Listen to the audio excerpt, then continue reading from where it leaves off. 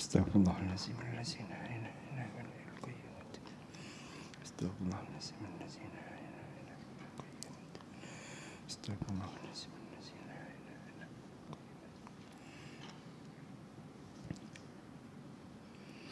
qayyum. A'udzu billahi samii'il 'aliim minasyaitonir rajiim.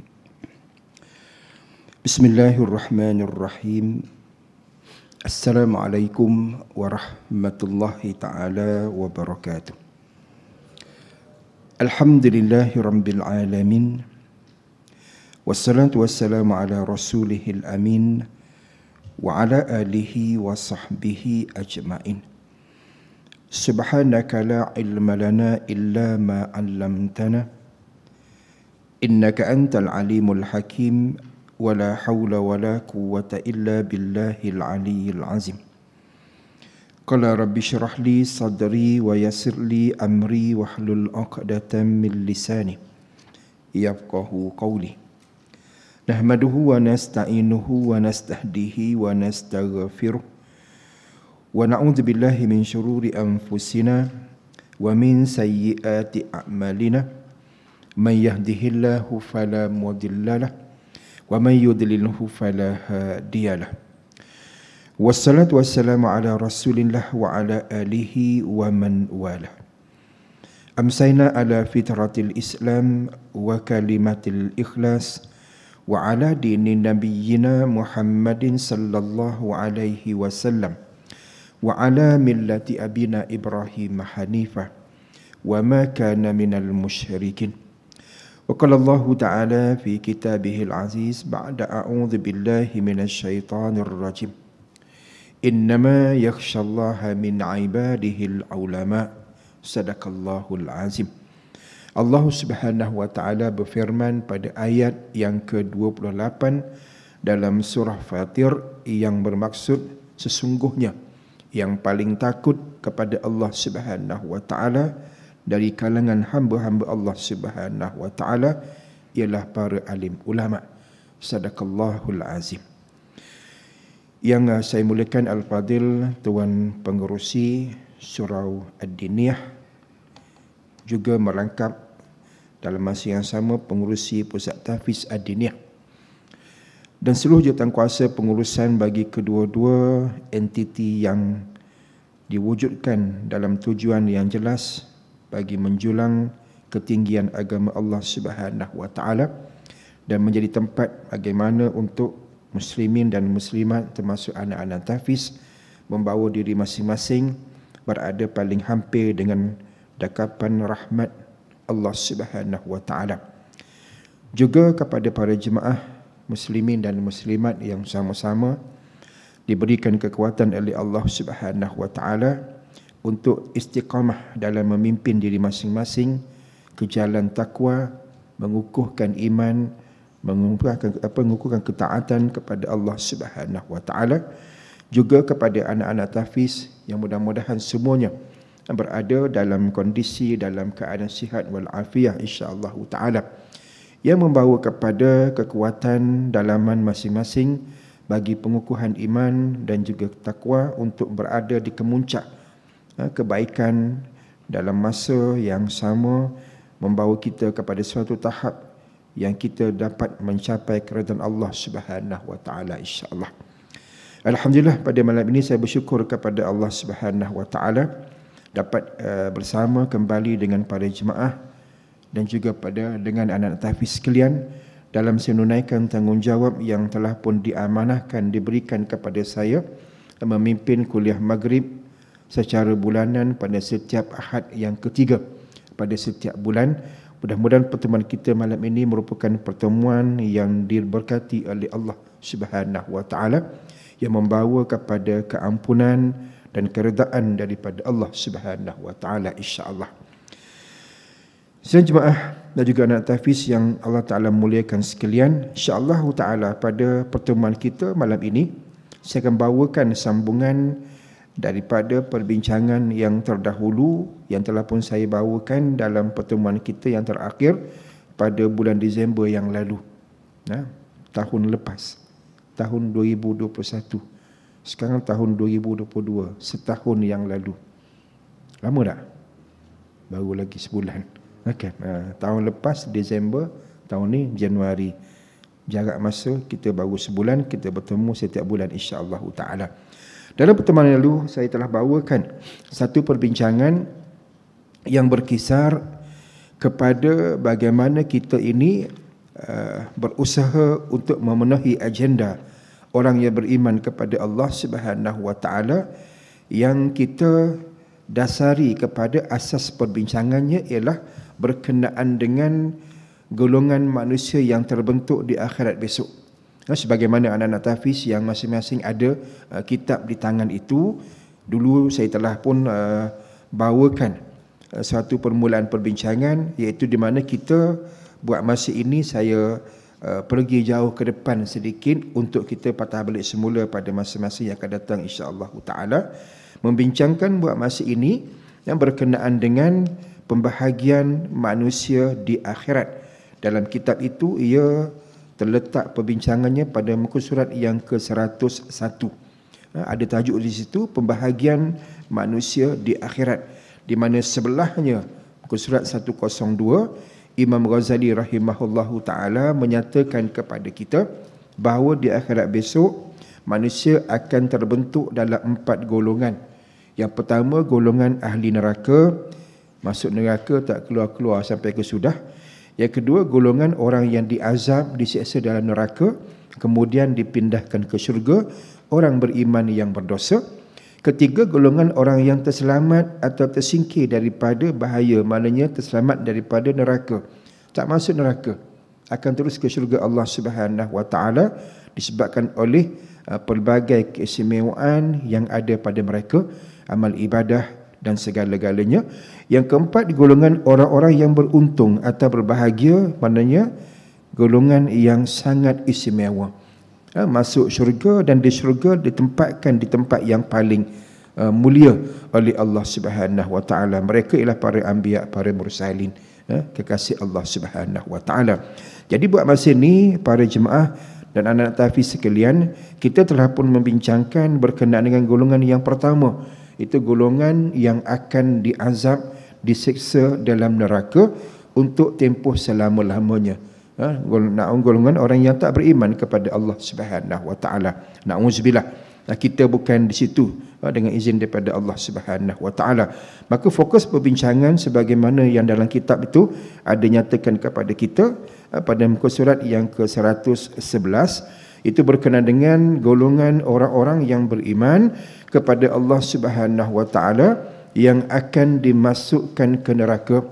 Kata Imam Ghazali rahimahullah dalam perenggan pertama huraian kepada golongan kedua ini, bahawa disebabkan mereka, yakni orang beriman tadi, mencuaikan diri dalam memenuhi tuntutan keimanan, maka itulah sebabnya mereka akan ditempatkan dalam neraka sebelum akhirnya dipindahkan ke syurga. Itu maksud dia jemaah sekalian. Maka bermula dari situlah saya bawakan perbincangan demi perbincangan yang agak panjang untuk pertamanya kita memahami apa yang disebutkan sebagai tuntutan keimanan. Yang tu kalau anak-anaknya ada kitab, cari pun tak jumpa dalam kitab.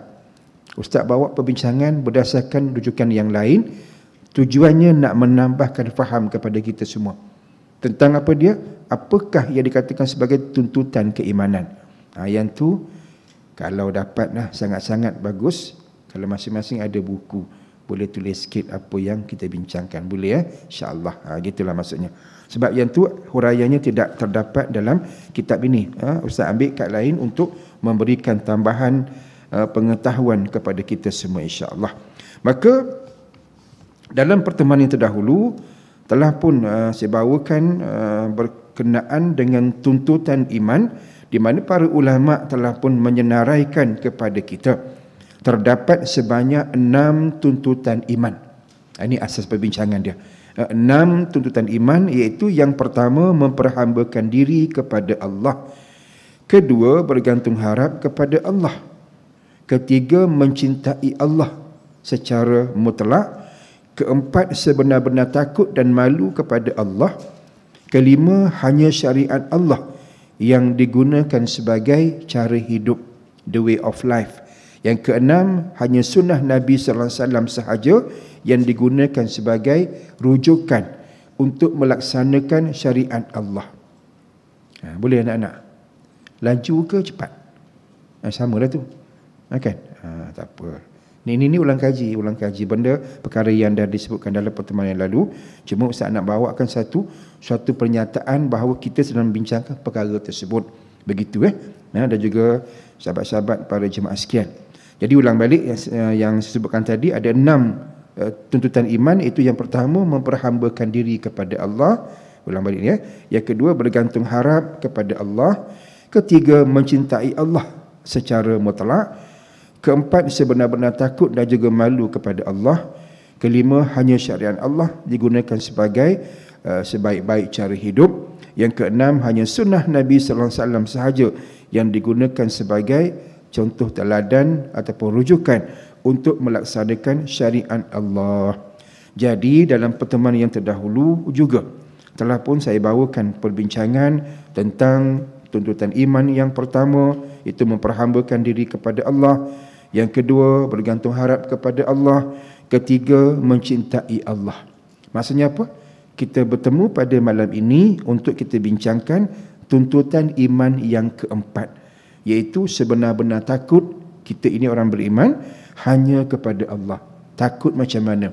Ini kita bincang insya-Allah secara ilmiah, anak-anak tahfiz dan para jemaah sekalian.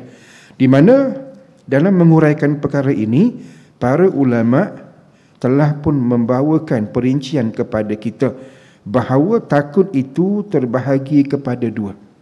Takut ada 2 jenis takut. Ini bukan bincang psikologi semata-mata tuan-tuan, tapi lebih kepada bagaimana kita nak lihat sudut konsep takut orang beriman kepada Allah Subhanahu wa taala. Ulama menjelaskan kepada kita, takut yang pertama ialah takut secara naluri ataupun fitrah, semula jadi. Maknanya takut sebagai satu sifat kemanusiaan. Semua orang ada perasaan takut. Yang normal lah.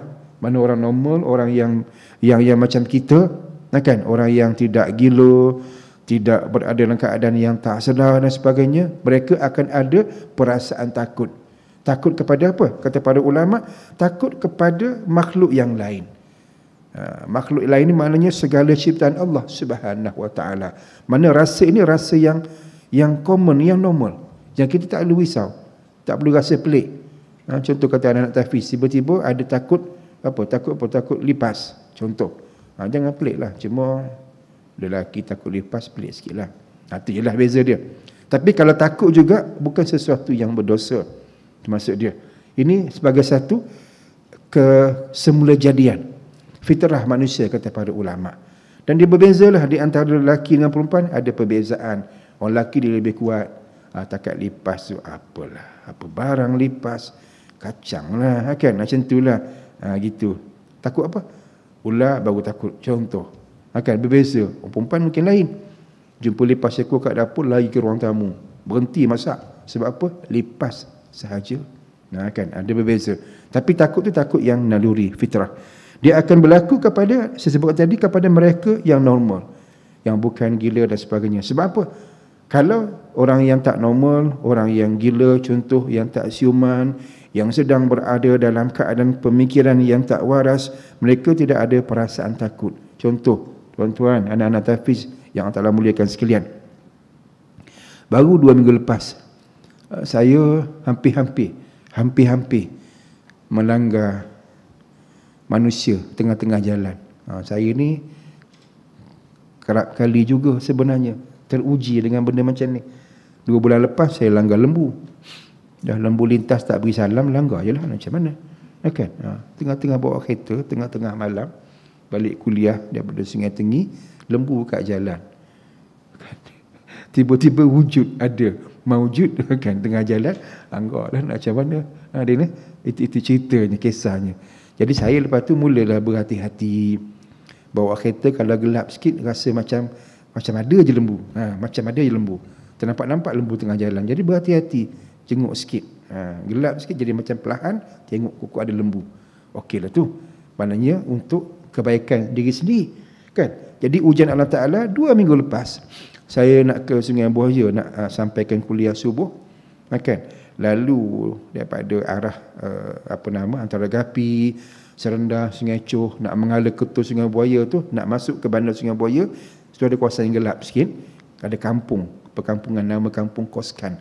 Tuan-tuan, anak-anak tahfiz sekian, bayangkan gelap-gelap subuh tu ada makhluk Allah, orang India duduk tengah jalan, tengah-tengah lain jalan.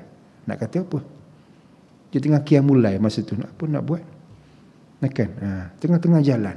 Saya duduk perhati, duduk tenang, berhati-hati. Takut lembu, rupanya bukan lembu, orang, manusia. Jadi poin saya sebut ni ialah bahawa dia tak takut lah tu. Dia tak takut kena langgar. Pasal apa? Dia tengah tak normal, dia tengah high, dia tengah mabuk mungkinlah. Kan tu. Nak kata qiyamul lail tempat salah, takkan tengah jalan kot, kan? Berzikir jauh sekali, tak munasabah. Saya kena berhenti, tak langgar dia sekampung keluar. Nanya saya pun berhenti, istighfar, terkejut. Allah, dalam hati, aku jaga ke lembu, dia kat tengah jalan. Terkejut jemaah sekian. India, dia tengah mabuk lah tu. Dia tak kira masa nak mabuk, kan? Mungkin tak tahulah apa sebab, gaduh-gaduh kat rumah, minum arak mungkin, tonggang todi, keluar rumah, terlampar di atas jalan, berhenti tengah jalan. Gitulah ceritanya. Jadi nak sebut contoh ni bahawa dia tu tak takut. Pasal apa? Dia tengah tak normal, pemikiran tengah ada masalah, waya putus, kan, pada masa itu. Gitu. Jadi tak ada takutlah dia. Kena langgar kan, bagi dia tak ada apa, tak fikir apa pun. Kita takut kat dia pula, sebab kita normal. Takut terlanggar dia, jadi masalah besar, riuh sekampung, kena belasah, fikir macam-macam. Akhirnya Cik Ali cabut. Biar dia lah kat situ lah. Teruskan zikir kamu. Gitulah dalam hati kan. Nak sangat lah. Teruskan. Tengah-tengah jalan tu mengganggu orang. Jadi nak sebutkan bahawa itu naluri, kata para ulama. Takut dan sebagainya perasaan kita manusia. Silakan. Cuma ulama menjelaskan bahawa takut yang ini tidak memberikan apa-apa nilai. Tak ada dosa pahala lah. Kita sebab benda itu perkara harus, naluri. Cuma kata ulama, kalau naluri tadi, rasa takut tadi diuruskan dengan cara yang salah, baru mendatangkan dosa. Kita bincang tentang dosa ni, dosa kepada orang beriman. Mana kalau uruskan naluri takut dengan cara yang salah, baru tak boleh. Apa anak-anak? Maknanya kita takut, sepatutnya apa kita buat? Tadi kan Ustaz kata takut, terkejut, astaghfirullahalazim, ada orang tengah jalan, kita spontan Allah. Itu okeylah. Bimbangnya kata ulama, takut, dalam keadaan takut kita buat perkara yang mengundang kemurkaan Allah, barulah berdosa dengan Allah Ta'ala. Contoh, kadang-kadang ada orang masuk hutan belantara, kan? Gitu. Dalam keadaan tak ada ilmu, tak ada apa, jahilnya masuk hutan, tiba-tiba dia melafazkan kalimah untuk memberikan ketenangan kepada jiwa. Takut. Dia kata apa? Tok, nenek, cucu tumpang lalu, masuk hutan sekejap, minta izin. Opah dia dalam hutan tu ke? Kan? Itu soalan dia. Opah buat kat hutan tu ke? Tapi minta izin dengan opah tu kenapa? Kan? Ini jauh jadi dosa. Sebab apa? Mohon pertolongan kepada pihak yang salah. Tok, nenek, opah tu maksudnya jin lah tu. Bagi dia penunggu hutan lah. Kan dah salah konsep. Kita orang beriman kepada Allah, maksudnya kita nak minta dengan Allah Ta'ala. Ya Allah Tuhanku, selamatkan aku dalam ekspedisi ke hutan ini, ya Allah, sebab aku ni lemah. Hindari aku daripada terserempak dengan binatang buas, contohnya, dan sebagainya. Itu orang beriman. Sebab hutan tu milik Allah, belantara tu milik Allah. Gitu maksudnya. Kenapa nak minta dengan cucu, dengan tok nenek pula? Kan? Gitu. Jadi ulang balik, yang itulah yang jadi dosa. Kalau demikian keadaannya. Kalau tak, okey, tak ada masalah. Gitu. Contoh yang lain, baru-baru ni semua orang tahu, viral, satu Malaya. Apa dia? Bomoh Malaya. Apa nama dia? Yang buat ritual kat Teluk Intan tu, kat pantai tu. Saya lupa nama. Tak apalah, nama tak penting lah. Semua orang tahu Bomoh Malaya kan. Dia buat ritual untuk konon-konon tolak bala, hindarkan daripada berlaku banjir. Tahu kan? Anak-anak tak tengok video? Bagus, terbaik. Jangan tengok. Kan? Ni jemaah semua tengok ada tengok kan. Saya rasa ramai orang tahulah. Ada isu sikit kan. Bomoh Malaya ni nama dia Bomoh Malaya kan. Siapa beri nama wallahu alam. Dia buat ritual dekat tepi pantai Teluk Intan Perak. Sebab dia nak ikhtiarkan supaya banjir besar tak berlaku. Katanya negeri lain semua dah banjir, tinggal lagi Perak, Kedah, Penang, Perlis belum banjir. Maka dia pun ikhtiar duduk tepi pantai buat pemujaan. Nampak betul cara mula-mula tu, dengan bismillah, dengan Fatihah, ada Quran kan. Lepas tu mulalah baca mantra. Geng dia pula yang buat tu. Ada pula rakan kongsi dia tu pula, seorang perempuan tak pakai tudung. Akhirnya duk macam menari, akan duduk puja dewa mana, dewi mana, entah begitu. Kan? Dengan maksud apa dia? Nak mengelak daripada berlakunya banjir kawasan berkenaan. Itu salah. Maknanya datang daripada perasaan takut. Takut risau berlaku banjir. Kata beliau, kalau banjir takut berlakulah kesahan limpahan dekat Teluk Intan, merosakkan tinggalan-tinggalan sejarah dan sebagainya. Jelas, bagus tujuannya. Cara salah. Sebab apa? Dah mula memuja benda yang diharamkan oleh syarak. Mana boleh macam tu? Itu maksud dia. Maka salahlah. Maka saat itu jadi satu dosa. Bahkan apa yang dibuat itu dosa besar. Sebab apa? Ia ada unsur khurafat, syirik yang jelas. Akhirnya pihak Jabatan Agama Islam Perak menegur, beri teguran, jangan dibuat macam tu, ini syirik, ini khurafat, karut marut, jangan dibuat. Dia marah pula. Jabat agama, apa marah kami? Kami buat benda baik apa? Dia tak faham lah tu. Itu contoh berlakunya kepada mereka yang tidak ada ilmu, yang jahil. Akhirnya berlakulah perbuatan untuk menangani rasa takut dengan cara yang salah, mengundang dosa daripada Allah Ta'ala. Dosa lah tu. Faham nak sian? Itu maksud dia.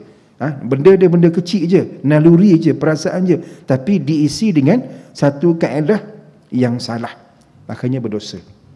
Umumnya tak sepatutnya jadi macam tu. Kalau kita benar-benar beriman dan faham konsep kita memenuhi ataupun melayan naluri kita, manusia yang lemah ini, yang rasa takut kepada makhluk yang lain, binatang, tumbuh-tumbuhan, laut, hujan, apa sajalah dan sebagainya, itu kita normal, tak ada masalah, kata para ulama. Pertama. Yang kedua, kata para ulama, takut yang bernilai ibadah. Yang ni yang menjadi asas perbincangan kita ni, yang nak kita panjang-panjangkan. Takut yang menjadi asas kepada ibadah, bermaksud apa? Takut kepada Allah. Disebut kalimahnya ialah khasyatullah, takut kepada Allah. Sebab apa? Kita ni makhluk, Allah tu khalik, kita yang dicipta, Allah tu pencipta kita. Maka kita yang dicipta wajar takut, gerun, risau kepada yang mencipta kita. Seorang anak takut kepada ibu ayah, normal lah. Sebab apa? Ibu ayah kita. Takut bukan takut sebab ayah nak makan kita, bukan. Nak pukul kita, bukan. Takut maknanya hormat.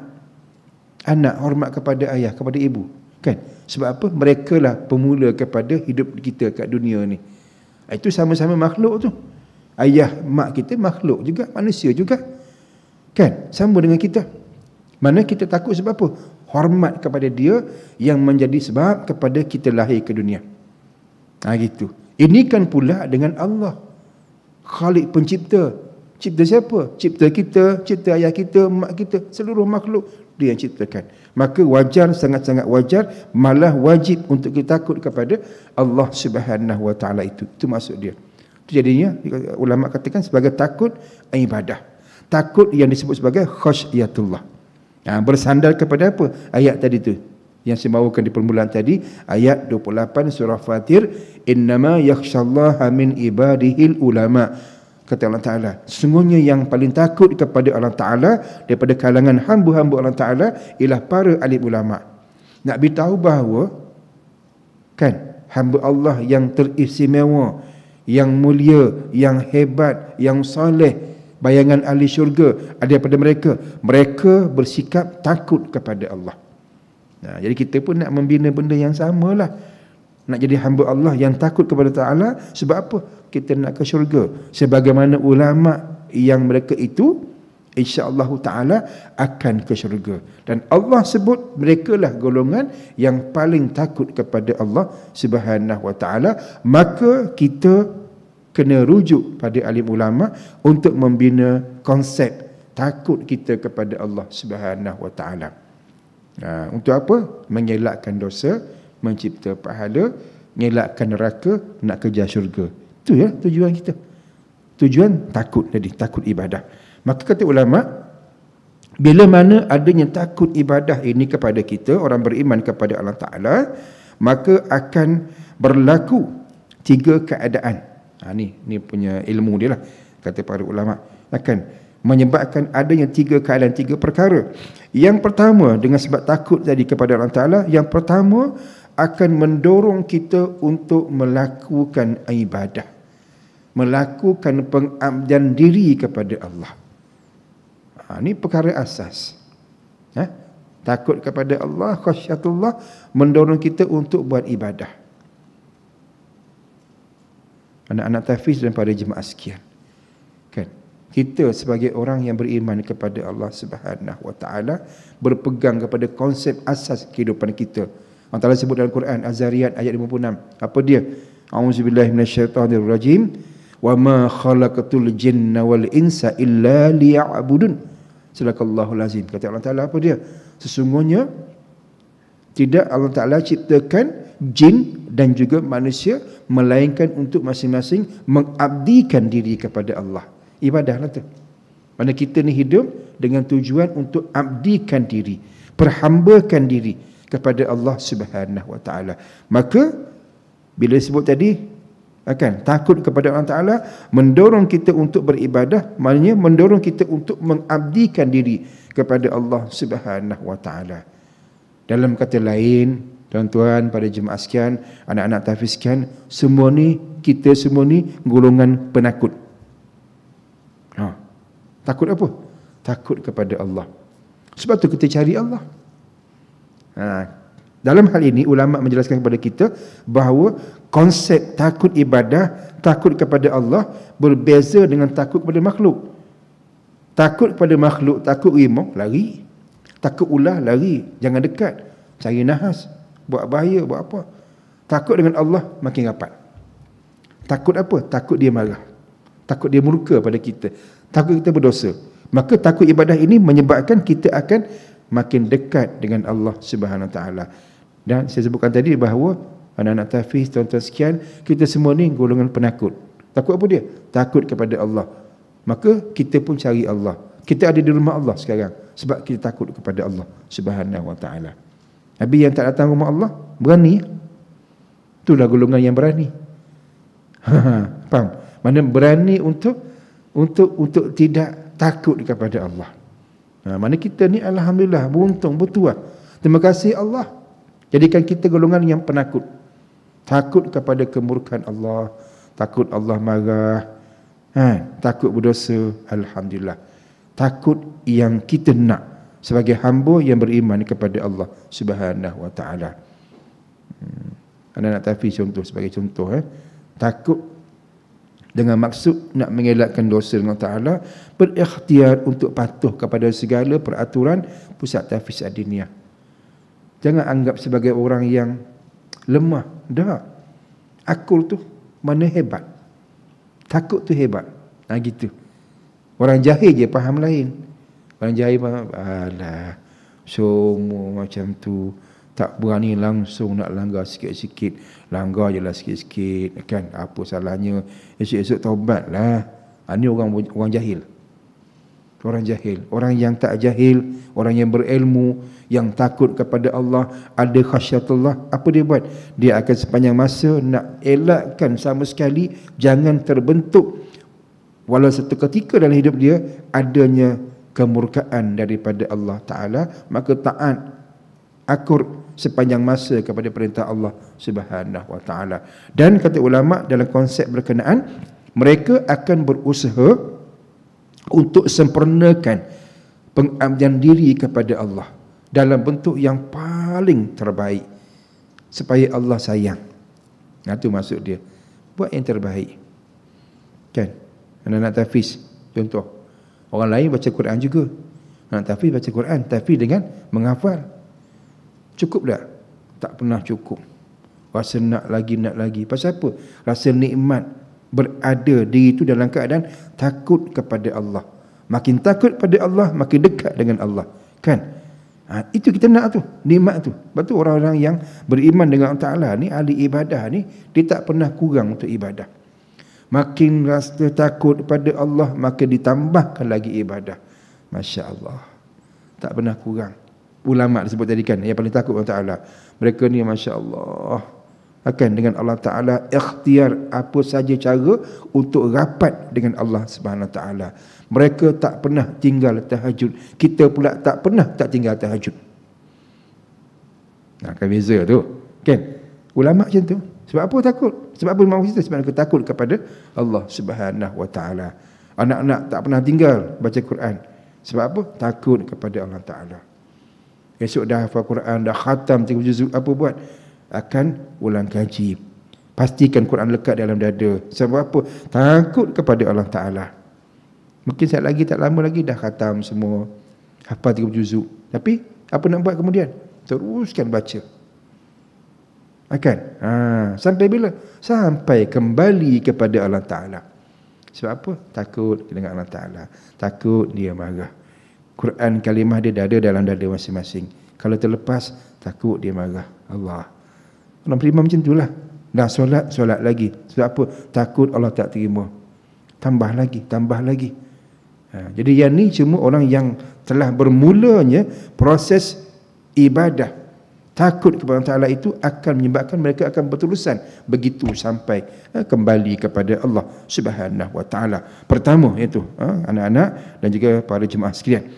Yang kedua, kata para ulama, bila mana takut kepada Allah Ta'ala tadi akan menyebabkan tidak beraninya orang beriman melanggar syariat Allah, langgar hukum hakam milik Allah. Sebab takut maka tak berani. Untuk apa? Untuk kita ini mengingkari secara hidup sistem kehidupan yang Allah tentukan kepada kita. A Allah, A kita. Termasuk je gitu. B Allah, B kita. Akul sami'na wa ata'na, ikut 100%. Ni orang beriman kepada Allah Subhanahu Wa Ta'ala. Langgar-langgar ni tak berlaku. Yang berlaku siapa dia? Yang langgar hukum Allah. Orang yang jahil. Yang jahil, yang tak nak mengaji, tak nak memahami konsep dia sebagai hamba Allah, yang sepatutnya akur dengan cara hidup yang Allah tentukan kepada kita. Saya baru perasan tengok dekat FB ada link dengan beberapa pautan berita-berita lah. Baru perasan semalam. Maaf sebutlah, cakap tu terang. Tak setuju sangat-sangat, terkejut, geram, nak marah. Siti Kasim, dia marah, dia blame kerajaan Kelantan yang naikkan signboard banyak di Kelantan menegur supaya wanita menjaga aurat. Kalau tak akan ada hukuman. Enakmen Undang-Undang Syariat Kelantan menyediakan hukuman kepada yang langgar peraturan begitu. Jangan dedah aurat dan sebagainya. Dia boleh marah. Dia kata apa? Bodoh. Dia bukan itu bahasa dia. Mereka yang akur, mereka yang telah pun di brainwash mindanya supaya jangan kata apa-apa, ikut je. Dia kata Allah, dah tahap ni parah ni. Parah. Faham saya?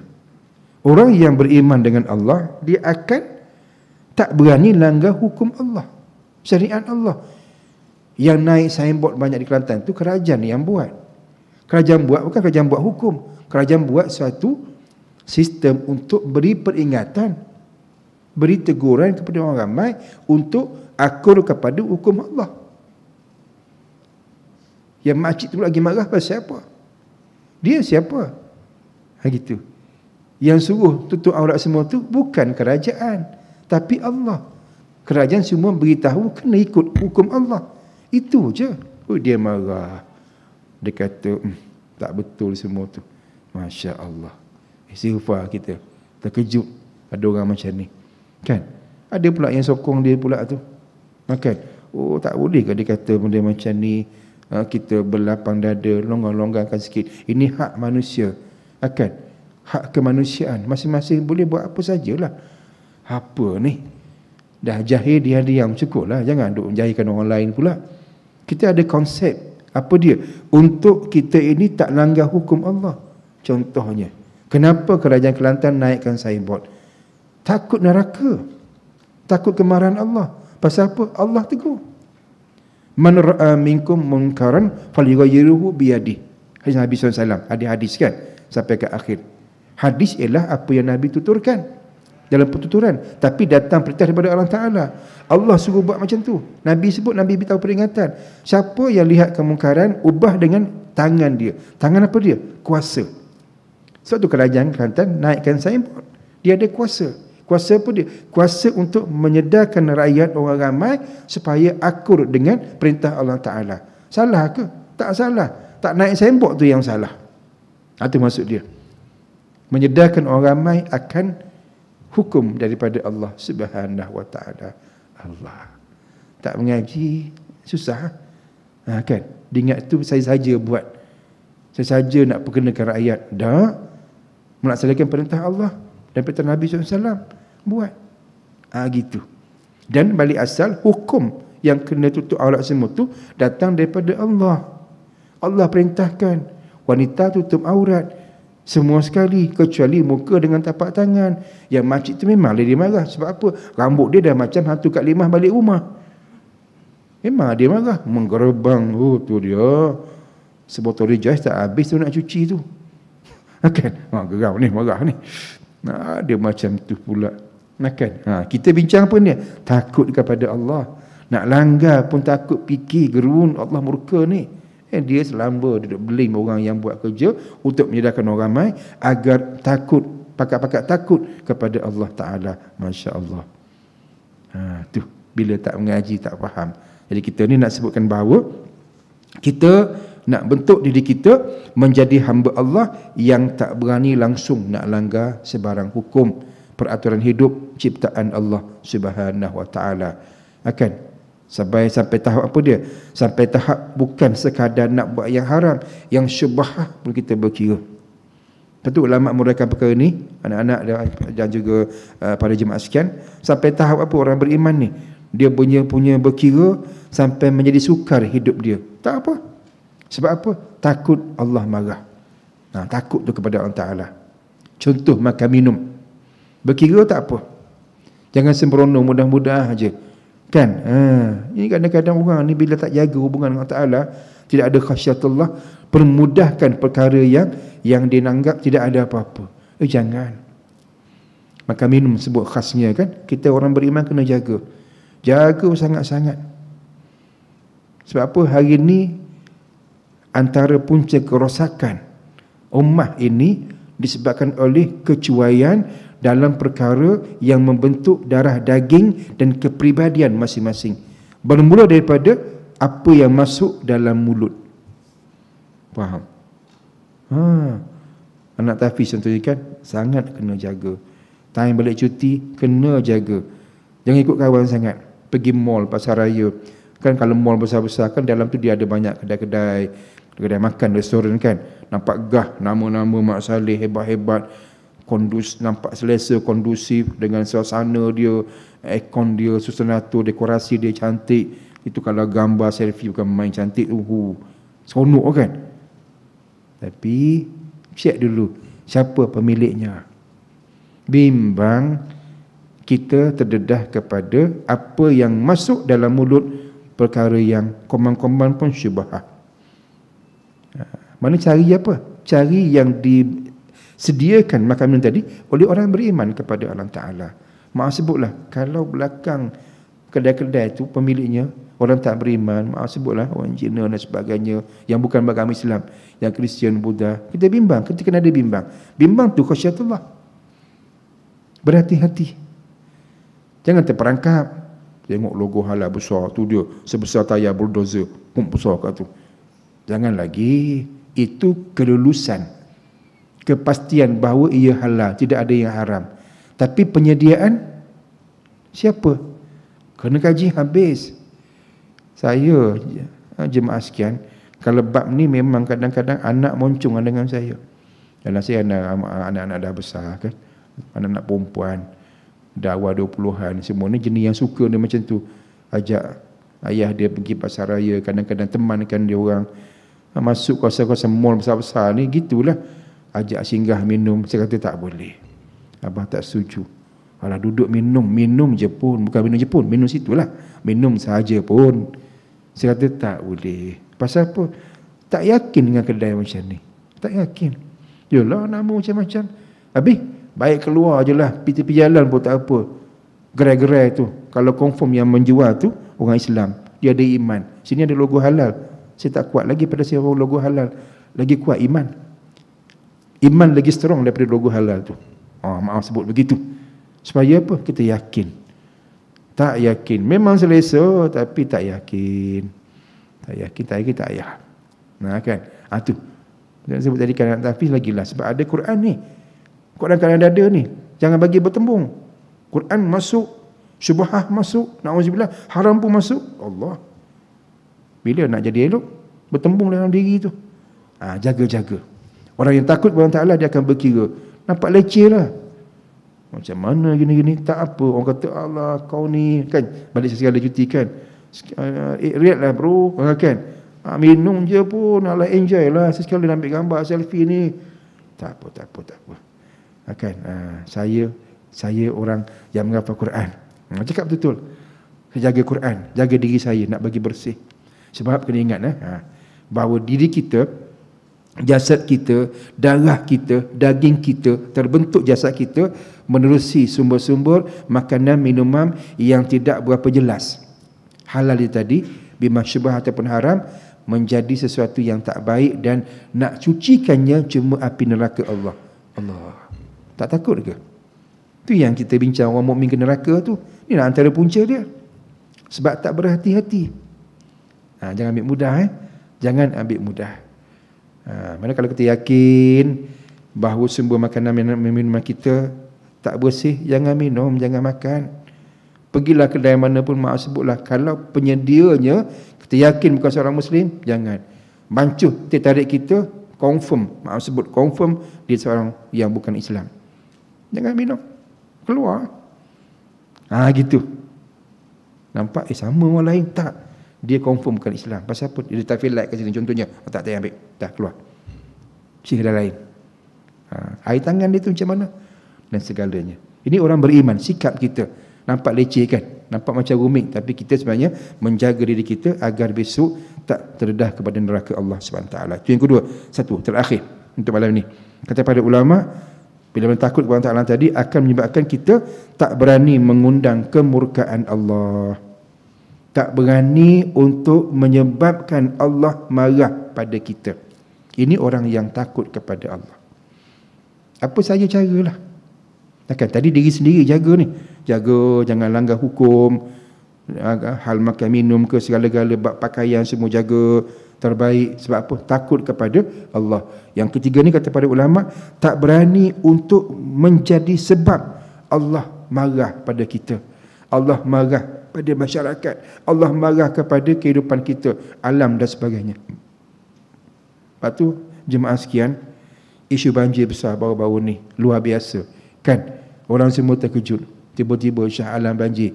Sini muda, lemas. Lemas lah tu. Rumah lemas, kereta lemas, semua lemas.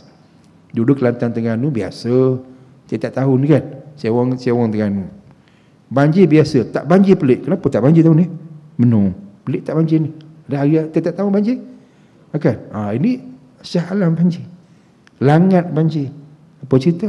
Air termenung pula tu. Air termenung. Tak gerak-gerak. Situ kena sedut keluar. Pening. Pakat jadi mikir. Apa masalah? Kajian dia buat. Rupanya di laut Selat Melaka tu air tengah pasang. Air yang hujan nak pergi ke Kuala, masuk ke laut tak boleh, terhalang. Ya. Betul lah tu. Dari segi apa? Dari segi kehidupan kita, geografi sebagainya. Tapi kaji dari sudut maknawi. Hubungan dengan Allah Ta'ala. Apa masalah? Tentu ada masalah. Allah beri peringatan. Allah beri teguran. Ataupun yang kita bincang sekarang ni, apa ni? Allah sedang menyatakan kemurkaannya kepada kita. Allah beritahu kita. Itu kadang kalau kita kaji kan, ada orang tulis dia kata apa? Bila Allah berbicara. Kita kena faham cara Allah. Itu bicara Allah. Turunkan air hujan. Kan? Bayangkan 2 hari hujan, jumlah airnya sama dengan sebulan. Memanglah banjir. Kenapa macam tu? Itu bicara Allah. Bahasa Allah, bahasa Tuhan. Kena fikir dengan cara iman lah. Ada khasyatullah baru dapat faham. Oh, Allah nak beritahu ada masalah. Masalah apa? Adalah tu. Masalah apa tadi kita bincang? Mengundang kemurkaan Allah. Orang beriman ramai. Jaga diri tak? Jaga. Solat okey. Tapi kenapa sebelah ada judi? Sana ada jual arak. Sana kilang arak besar kasut dan sebagainya. Kenapa? Persoalkan. Kenapa orang gaduh sana kita okey, sana orang bergaduh. Sama manusia tidak ada hubungan yang rapat ukhuwah dan sebagainya. Sebab apa? Ini persoalan. Orang beriman akan jawab dengan jawapan iman. Kita tak buat kerja rupanya. Tak marah benda-benda yang murka ini, benda-benda yang bersifat kemungkaran dan sebagainya. Allah marah kita. Kena buat kerja. Itu maksudnya orang beriman. Akhirnya kita akan sedar kita ada kesilapan. Patah balik, kita pun bertaubat. Maaf Allah, kami silap. Kan? Sebab tu menarik kalau faham apa yang saudara Abius pelakon tu kan, cara dia mengulas bagaimana musibah yang dia terima, rumah dah siap, tiba-tiba lenyap. Habis itu je. Dia kata apa? Dah Allah nak ambil nak macam mana? Ada silap saya laku kat mana-mana. Allah ambil balik. Saya hamba dia, nak kata apa? Allah. Sedih pun ada, bangga pun dia dengan dia. Kan? Rumah dah siap dah, tengah pasang wallpaper, nak masuk dah. Bukan rumah yang macam kita, rumah taman ni pemaju yang buat, dia boleh apa yang buat, kita beli, masuk yang dah siap. Dia buat sikit-sikit. Orang berlakon dia macam tu, duit ada, tak ada lah. Buat sikit-sikit dah nak siap. Siap sungguh lah, ada sikit lagi. Tiba-tiba habis, lenyap sekali mata. Air hujan melanda dengan lebat, arus sungai tadi. Habis, sapu rumah dia. Dia senyap. Dia kata apa? Ada silap kat saya kot. Allah ambil balik. Itu hak dia. Allah, sedih kan? Tapi dia pandai, dia uruskan diri dia dengan iman yang bagus. Dia kata apa? Saya tak ada masalah sebab rumah saya dah masuk dalam lumpur. Tak perlu nak bersih-bersihkan lagi. Yang saya kesian sahabat-sahabat saya, rumah mereka dimasuki lumpur, penat nak cuci. Kan iman berbicara kan bagus kan? Maknanya dia pun tenang. Orang lain yang penat tu kesian, dia kata rumah masuk lumpur, susah tu nak bersih. Lumpur paras lutut kan dan sebagainya. Oh, tinggi tebal. Penat nak cuci dan sebagainya. Saya nak cuci buat apa? Rumah saya masuk dalam lumpur. Dah habis dah, tak ada rumah dah. Ya kan, hebat. Orang beriman ni hebat. Allah. Kan, jadi kita nak sebut sahabat-sahabat pada jemaah muslim-muslimat sekian. Bahawa akhirnya saya nak sebut sebagai rumusan dalam 3 perkara tadi kata ulama, kok macam mana pun bila ada khasyatullah, kita akan menjadi hamba yang rapat, yang dekat dengan Allah Subhanahu wa taala, dan sekaligus akan mengelakkan kita daripada berdosa. Itu poin besar dia. Sebab kita bincang apa ni? Bincang golongan kedua, orang beriman yang masuk neraka di akhirat besok. Sekarang inilah jalan dia. Jalan apa dia? Jalan mengelakkan daripada berdosa semasa hidup sekarang ni. Dengan cara takut kepada Allah. Faham ke? Gitu. Jadi kalau takut Allah Ta'ala ni, kalau ada yang ni pun dah cukup baik dah. Kita akan jadi orang yang selamat. Sebab apa? Kita dengan Allah minima dosa. Nak kata tak berdosa langsung tu payahlah. Kita manusia ni lemah, ada nafsu bersama kita. Tetapi kalau dapat minima kan dosa tu pun dah cukup baik dah. Alhamdulillah, mudah besok nak ke syurga Allah Subhanahu wa taala. Wallahu taala wa a'lam. Jemaah sekalian, insya-Allah dalam pertemuan akan datang saya akan sambung lagi perbincangan ini, masih lagi berkisar pada khasyatullah, takut kepada Allah. Ni perkara besar sebab memberikan manfaat kepada kita insya-Allah. Saya akan bawakan nanti insya-Allah perbincangan berkenaan dengan tanda-tanda khasyatullah. Imam Ghazali khusus memberikan kepada kita tentang tanda-tanda adanya rasa takut kepada Allah. Macam-macamlah. Kemudian kita bincang juga, akan datang lagi sebab-sebab kenapa kita orang beriman tidak ada khasyatullah, takut kepada Allah. Gitu. Jadi mudah-mudahan kita akan bertemu lagi pada kesempatan akan datang untuk kita perbincangkan perkara yang akan memberikan kekuatan kepada kita orang beriman kepada Allah Ta'ala dalam menguruskan kehambaan kita kepada Allah, membina jalan-jalan ke syurga dan mengelakkan jalan-jalan liku-liku ke neraka Allah Subhanahu wa taala. Wallahu taala wa alam. Saya berakhir setakat itu, para jemaah muslimin dan juga anak-anak sekian. Terima kasih sudi bersama-sama sampai ke akhir. Mohon maaf atas bicara saya yang silap, yang mungkin ada kesukaran untuk difahami kelemahan saya. Namun ada kebaikan, dapat faham dengan baik, kembalikan ucapan syukur terima kasih kepada Allah Subhanahu wa taala. Wallahu taala wa a'lam. A'udzubillahi samil alim minasyaitonir rajim. Bismillahirrahmanirrahim. Alhamdulillahi rabbil alamin. Wassalatu wassalamu ala sayyidina Muhammadin wa ala alihi wa sahbihi ajma'in. Allahumma arinal haqqa haqqan warzuqna ittiba'ah wa arinal batila batilan warzuqna ijtinabah. Ya muqallibal qulub tsabbit qulubana ala dinika wa ala ta'atik. Allahumma ij'al jama'ana hadza jama'an marhuma wa tafarruqana min ba'dihi tafarruqan ma'suma. Wa sallallahu ala sayyidina Muhammadin wa ala alihi wa sahbihi wasallam. Walhamdulillahi rabbil alamin. Aqulu qawli hadha astaghfirullahal azim li wa lakum. Wassalamu alaikum warahmatullahi taala wabarakatuh.